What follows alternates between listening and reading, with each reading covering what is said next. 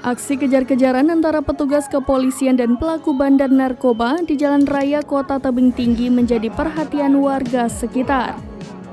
Satu mobil berwarna putih dengan nomor polisi BK1173XAC melaju dengan kecepatan tinggi menyusul mobil yang dikendarai petugas dari Sat Narkoba Polrestabes Medan pada Sabtu 10 Juni 2023.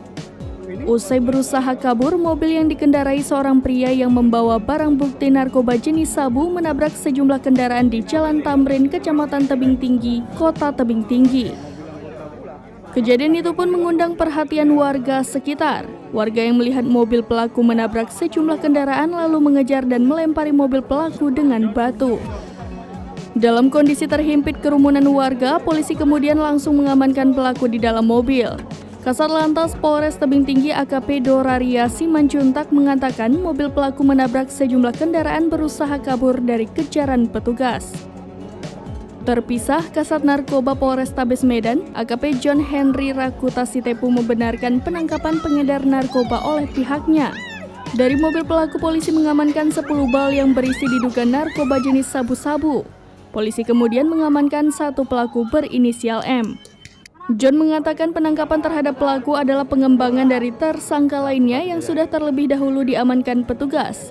Pelaku pun kini telah dibawa ke Polrestabes Medan untuk proses penyelidikan. Berapa ini jumlahnya?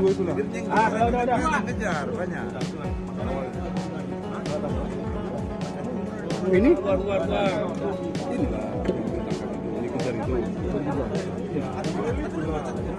Ini apa ini? Mobil anggota pula. Nabrak mobil anggota. Pak, sana Pak. Jauh dulu, menjauh.